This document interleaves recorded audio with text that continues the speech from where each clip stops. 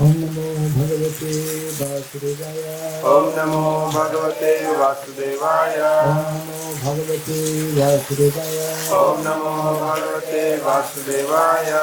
Om Namo Bhagavate Om Namo Bhagavate Vasudevaya. Vasudevaya. Sankara Divakaram Gayate Grim Yakripa Pranande Srivaranganataranam Yakripa Pranande Srivaranganataranam Om Surabhyaya Namaha Om Surabhyaya Namaha. Om Surabhyaya Namaha Om Surabhyaya Namaha. Om Surabhyaya Namaha Om Surabhyaya Namaha. Hare Krishna. Welcome to our Bhagavatam class. Today, Bhagavatam class converted into reading from Prabhupada Lilamrita. It's every Tuesday, is it? Every Ekadashi. Oh, Ekadasi. Okay. Yes. And a special Ekadasi. I hope everyone is surviving, whoever may be following Nirjala Ekadasi. Nirjala Ekadasi and the waters all around. It's not Nirjala.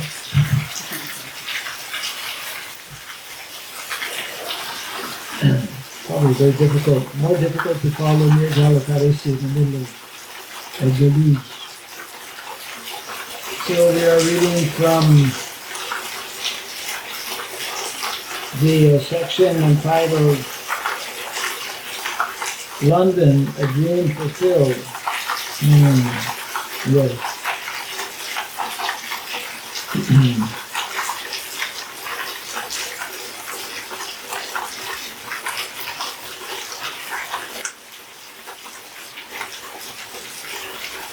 So Srila Prabhupada, at that time, as we know, the devotees had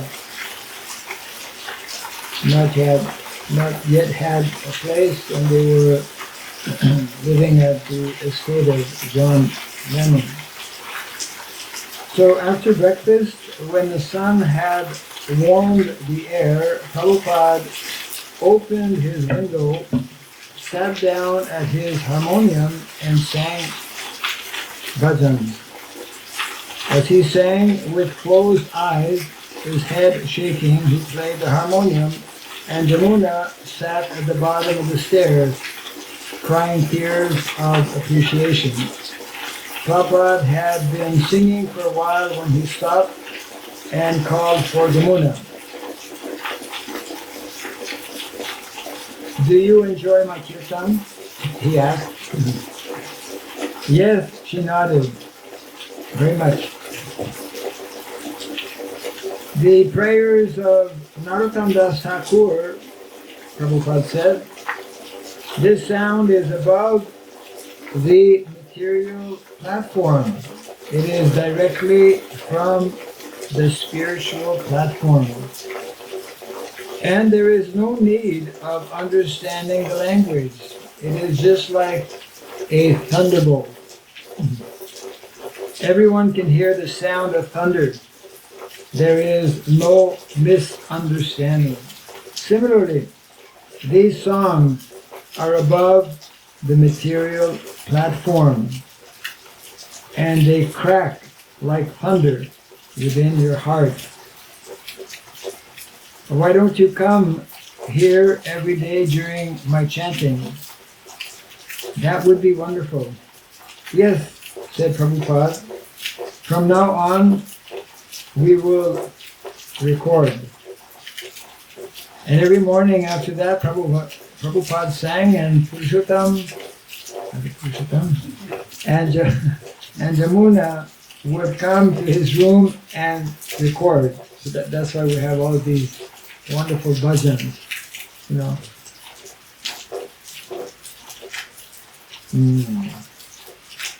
What is your favorite bhajan? Yamuna asked Prabhupada. What's yours? Prabhupada replied. Lord Chaitanya's Shikshastakam prayers. Yamuna is telling. My favorite, said Prabhupada, is Hari Hari Bifale. He recited the gist of the prayer in English. O Lord Hari, I have spent my life uselessly. Although I have taken this rare human birth, I have not worshipped Radha and Krishna. And so I have knowingly drunk poison.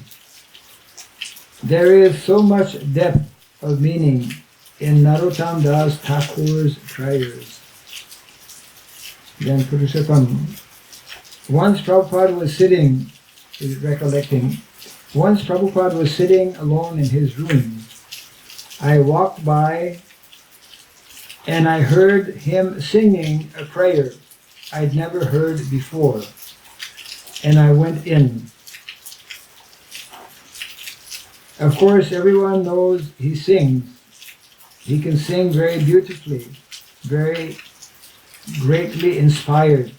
But I'd never heard him sing as beautifully as he did that one time. I'd heard him sing many times in many temples, but I'd never heard him sing as beautifully as this. I felt very honored to hear it, very privileged. It was beautiful. When he was done, he just got up and said, "Let's go now." Prabhupada also chanted one chapter of Bhagavad Gita daily for 18 days. Anywhere Bhagavad Gita is chanted, he said, that place becomes a tirtha, a holy place. Purushottam reported that the devotees in the United States, these activities of Srila Prabhupada, so he wrote in a letter, he is singing prayers a lot, and much of it is being recorded.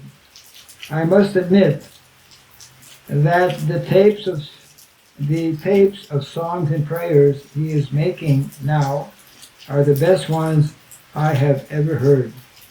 Wait until you hear them when we get back.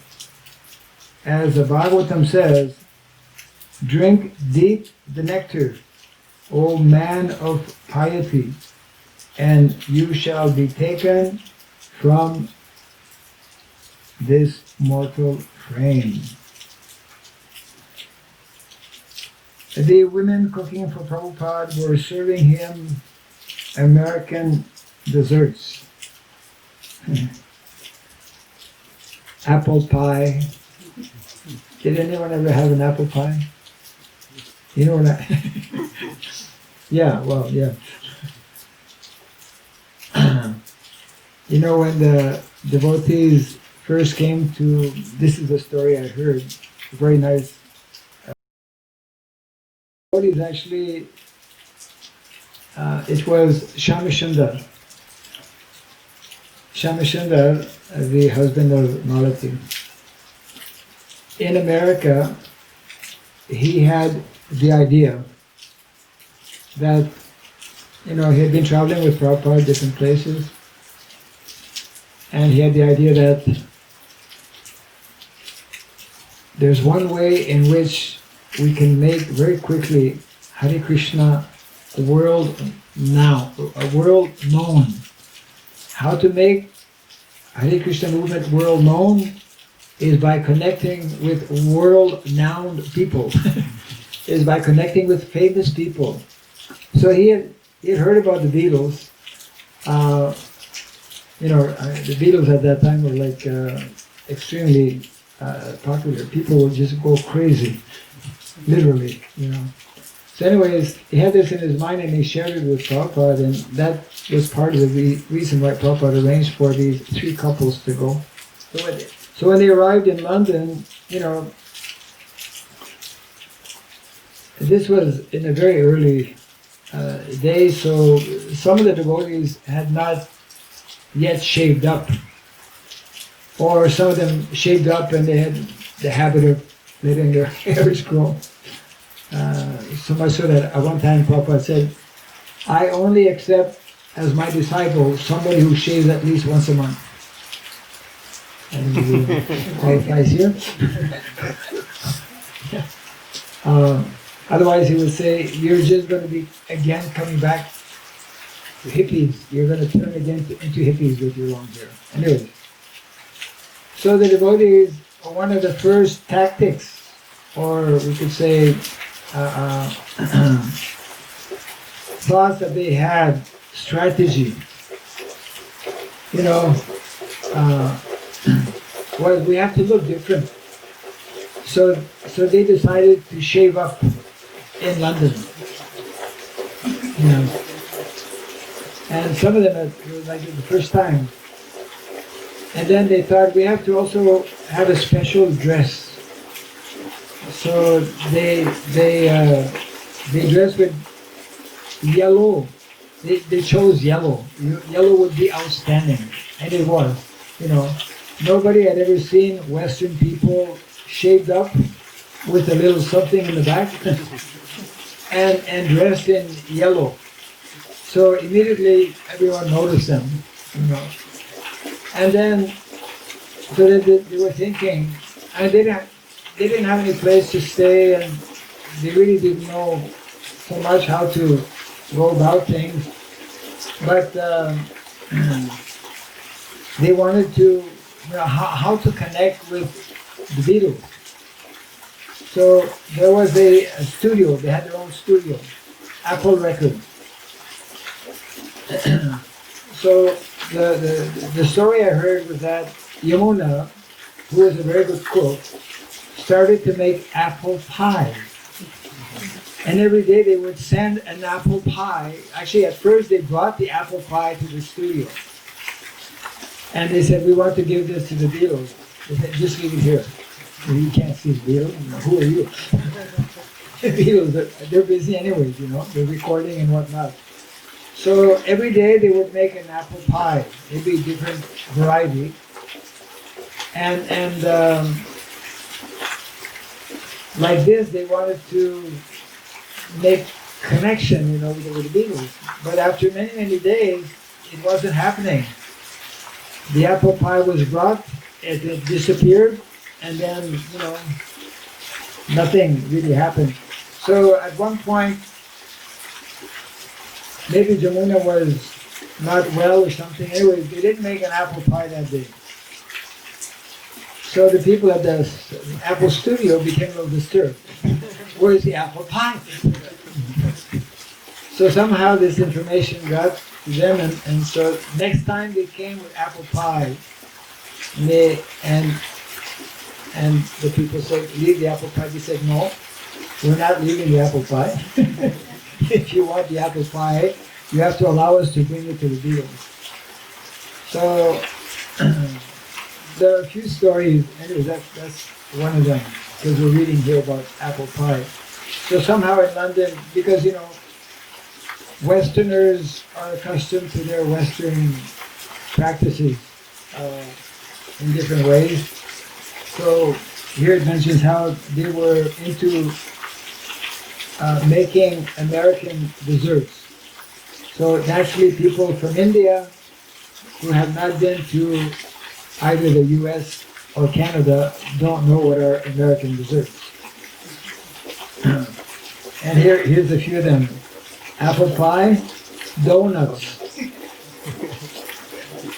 You don't know what a donut is actually. The closest thing to a donut is what they make in South India. Where is it? Dosa? Vadai. Vadai. Vada. No, not it. No. Ring. Yeah, it's a ring with a hole in it. Hole in. Yeah. That's called a donut. It's sweet. Wow. Anyways. This is near Jolly Kadasi.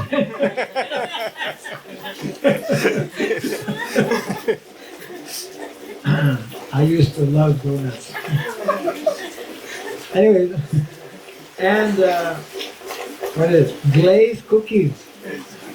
Cookies also. Anyway, fortunately, it's not a long list. Prabhupada would smile, but he would only nibble at his dessert. One afternoon he said, "These sweets are very nice, but no one has made me sandesh."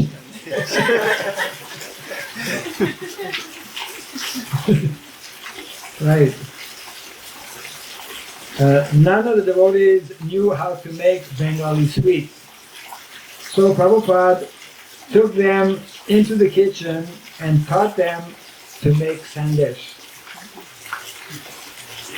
Although they had watched carefully, their first attempts produced sandesh that was dry and grainy, unsuccessful.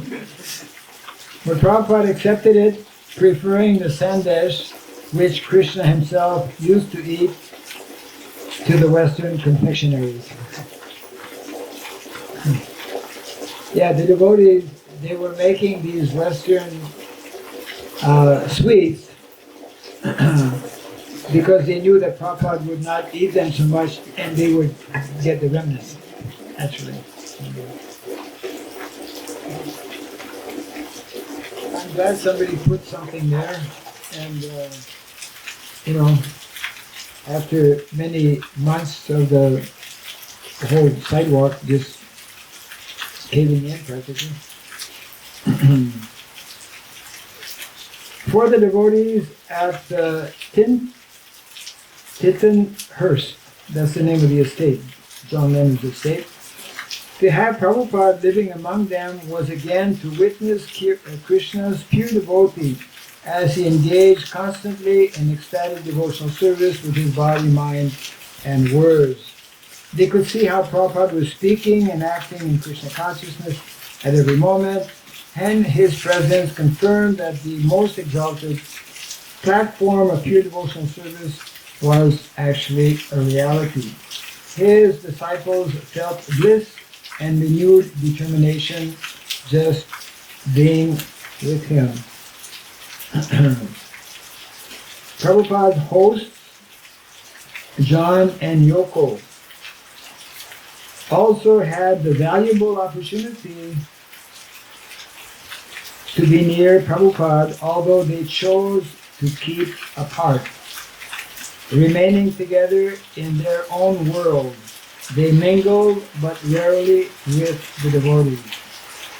Prabhupada's men continued to work under John's managers, and John was content to let the Swami and his entourage stay.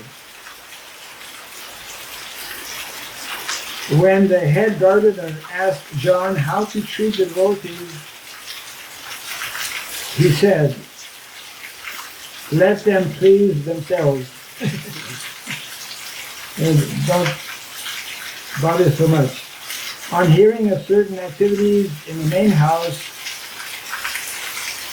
Prabhupada commented about the bad influence women sometimes have on men, but he kept out of John and Yoko's affairs.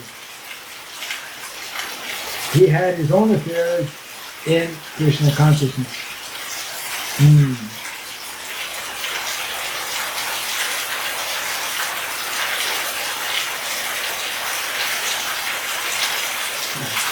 So we continue here.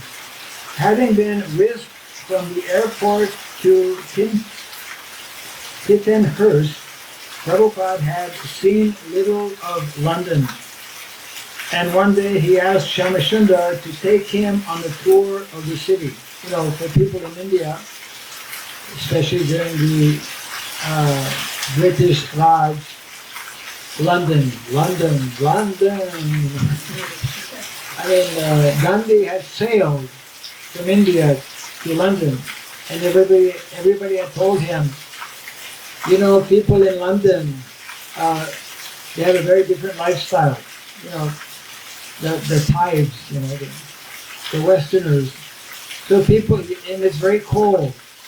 So that's why people drink whiskey. So you should practice. They told us, you should practice. And also people eat meat. You know, different lifestyle. You know, better to practice before you go there. apparently Gandhi did not, and he also did not pay attention to the instruction that you should also wear Western clothes. Prabhupada, of course, also Prabhupada never wore Western clothes. So, it was kind of a big thing for Prabhupada to be in London, and but as mentioned here, had not seen. So one day he asked for Shamsundar to take him around for a tour. Prabhupada had grown up in British Calcutta, hearing London praised as the seat of the British world's empire.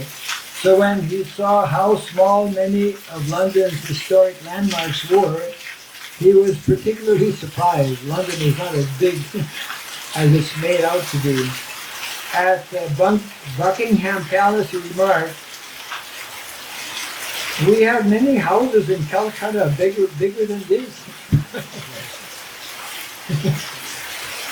The Thames celebrated the writings of British authors he had studied in college was a disappointment also. It's a canal. It's only, people would write poetic things and blow it up, and it's a canal.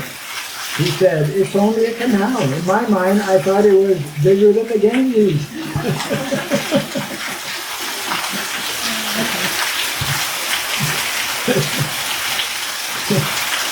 But the most interesting sight was the building at 7 Bury Place. City officials had recently granted the devotees permission to occupy the temple. So we've spoken about this and heard how the devotee Shamsundar actually had, through some contact, got this Bury Place, in the middle of London. That part of the battle was won. Now Shamsundar and his two helpers had to finish the remodeling. On seeing the temple's location near the British Museum and Madame Tussauds Wax Museum, Srila Prabhupada became even more anxious than Shamsundar, more anxious that Shamsundar fix an opening date as soon as possible. Another section. In September, Srila Prabhupada wrote to Sasarup about his stay at Tittenhurst Park. So this is Prabhupada's rendering of his impression. Here there is a nice big hall exactly suitable for a temple. I have begun to give lectures here on specific days, but there are no outsiders coming. Prabhupada wanted to preach to the outsiders. Outsiders mean the locals. And if they wouldn't come to him, he would go to them.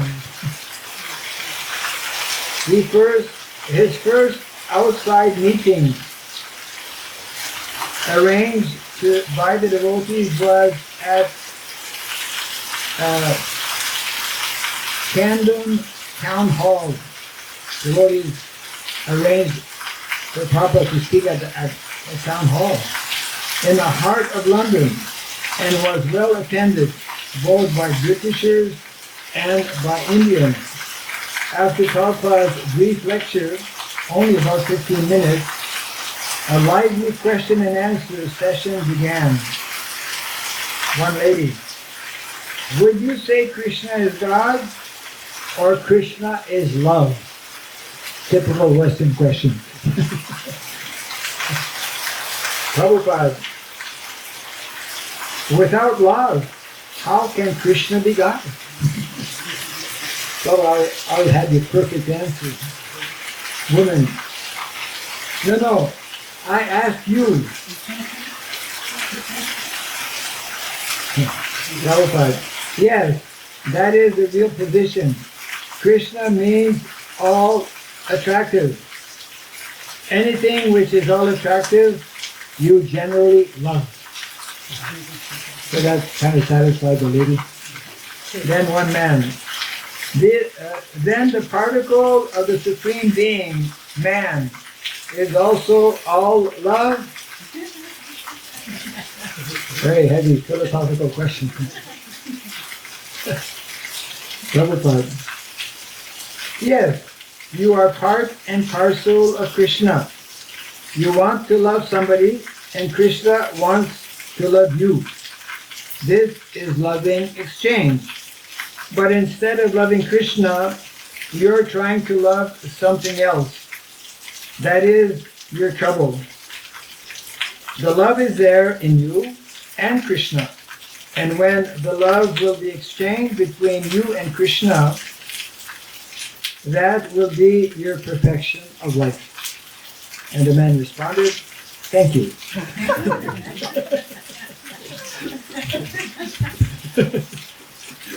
Here.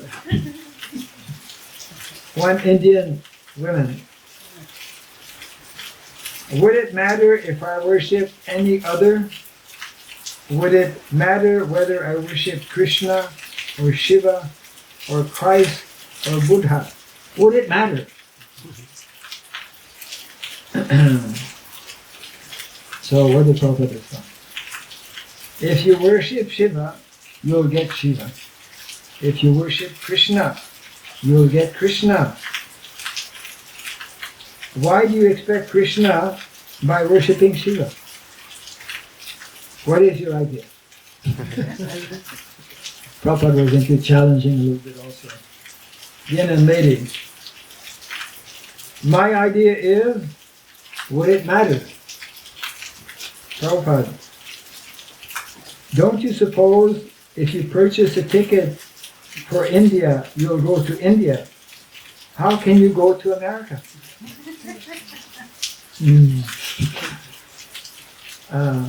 Indian lady, this is not the point.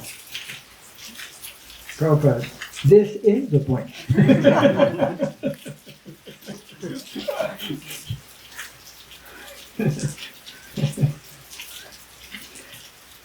That is explained in Bhagavad Gita. Yanti deva vrata devan pitrin yanti pitri vrataha.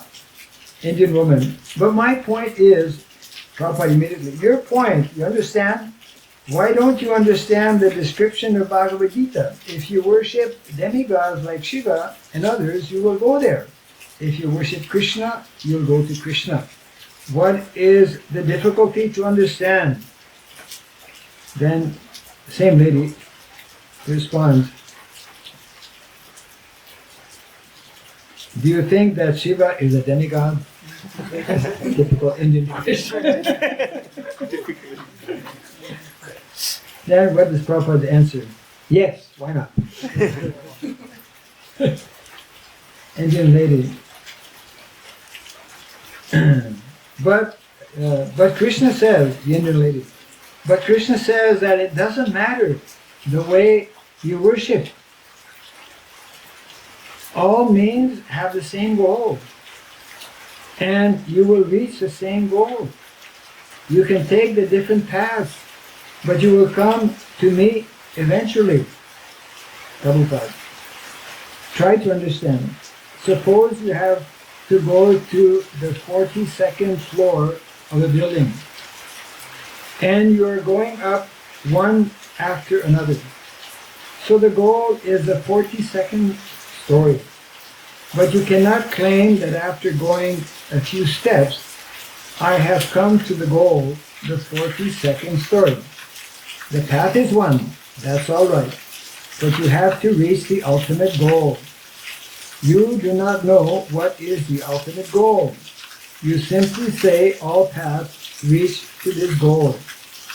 But you do not know what is the ultimate goal. Then a young hippie stood up and shouted, "Hey Swamiji!"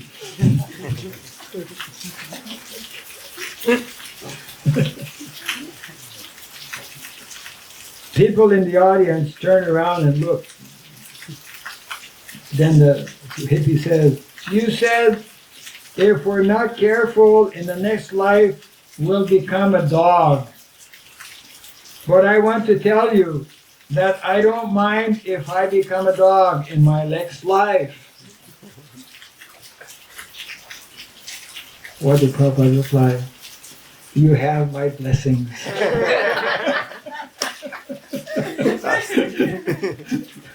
You have my blessings. And the young man sat down.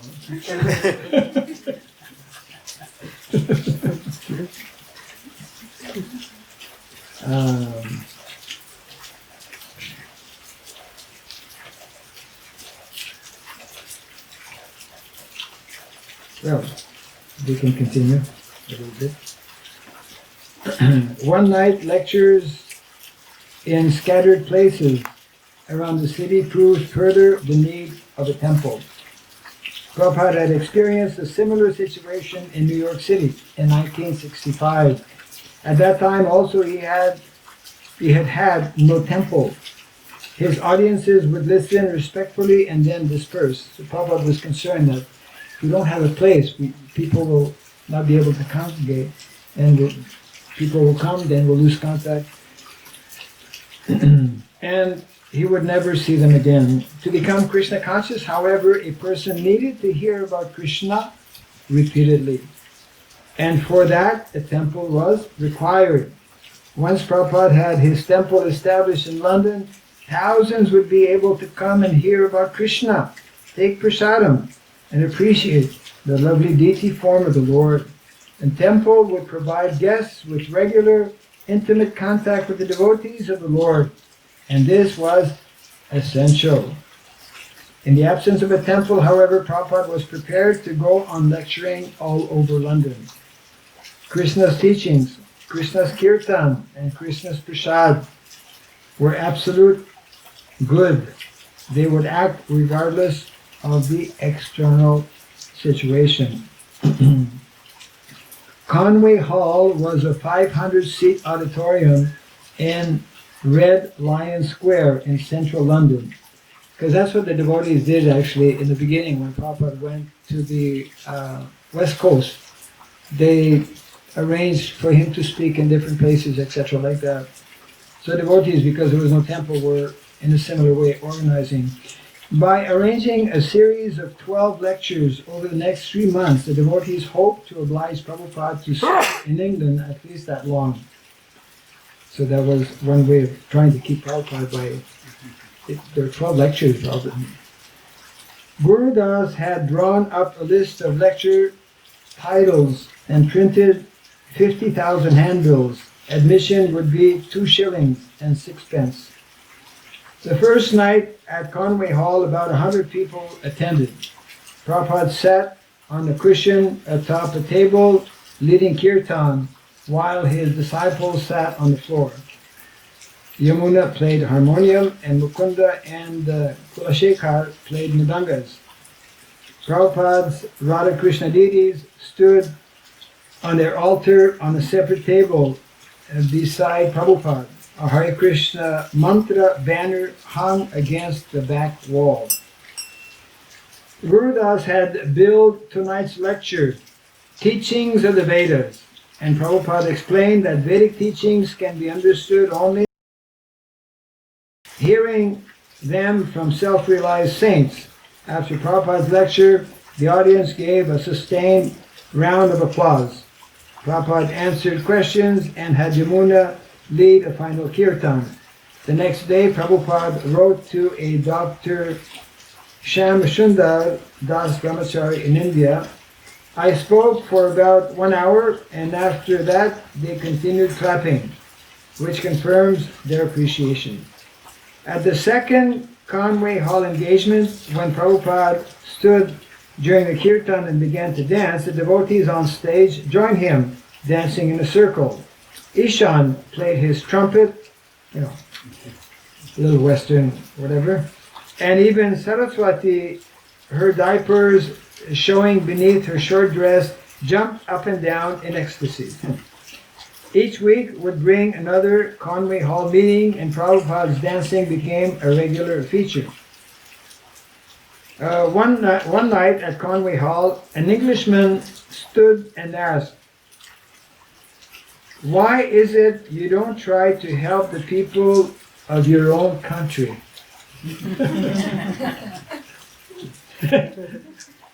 Yeah. Why do you come so far? Why don't you simply approach the big politicians? There are big politicians to try to help there. Prabhupada, you are a great politician. Therefore, I am approaching you. Is that all right?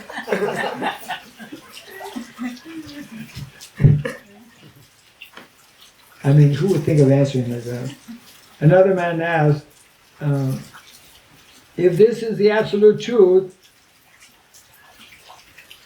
how come there's so many people in London, but not so many people are in attendance here?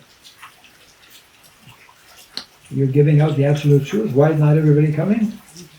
Prabhupada, when you're selling diamonds, you don't expect many customers. But if you are giving out, if you're giving cut glass, the fools will come. We have a very precious thing, this Krishna consciousness movement. Don't expect that all the foolish people will take to it. Some sincere souls have come. You please also take it. Prabhupada felt encouraged by the response of the English. Regularly, the audience would join in the chanting and dancing. And, yeah. In London, things are going on nicely. I think this Prabhupada writing to someone. In London, things are going on nicely, and last evening we had a meeting in Conway Hall, and several hundred persons were joining us in chanting and dancing. After the meeting, one reporter from the biggest London newspaper came behind the stage to get further information about our movement for publication in his paper. So I'm very encouraged to see the nice reception that the people and the news medias are giving to our activities in London. Later in October, Prabhupada spoke at the English Speakers Union to a predominantly Indian audience. He began his talk. Although we are a small gathering today, this is a very important meeting. India has got a message. You are all respectful Indians present here in an important city of the world, London, and I have come here with an important mission. It is not the same mission as Indians generally have who come here and to other foreign countries to beg something. I have come here to give something, so please try to cooperate with me. On October 30th, Prabhupada lectured at Oxford Town Hall. His talk was basic, although embellished with more Sanskrit quotes than usual. His disciples had not expected much of a response from the Oxford students, yet the hall was filled. And when Prabhupada stood and gestured for everyone to raise their hands and dance, practically the entire audience responded. When Mukunda played the huge pipe organ and hundreds joined the chanting, Prabhupada held his arms high and began powerfully jumping up and down. Yesterday we had a very successful meeting at Oxford at the town hall. About 350 boys, girls, old men, ladies, gentlemen participated, and we made them all dance and chant with us, everyone. After the meeting, many boys and gentlemen came to congratulate me. Prabhupada received an invitation to appear on Britain's most popular TV talk show, Late Night Lineup. They were doing that in America also. The interviewer, accustomed to snappy repartees, tried to engage Prabhupada in his style of conversing, avoiding long philosophical answers. Swamiji, he asked, do you have a concept of hell in your religion? Yes, Prabhupada replied, London is hell. The host appeared stunned, as if beaten at his own gain from the start. Prabhupada continued, it is always damp, cloudy, and rainy. In India, the sun is always shining, except in South India.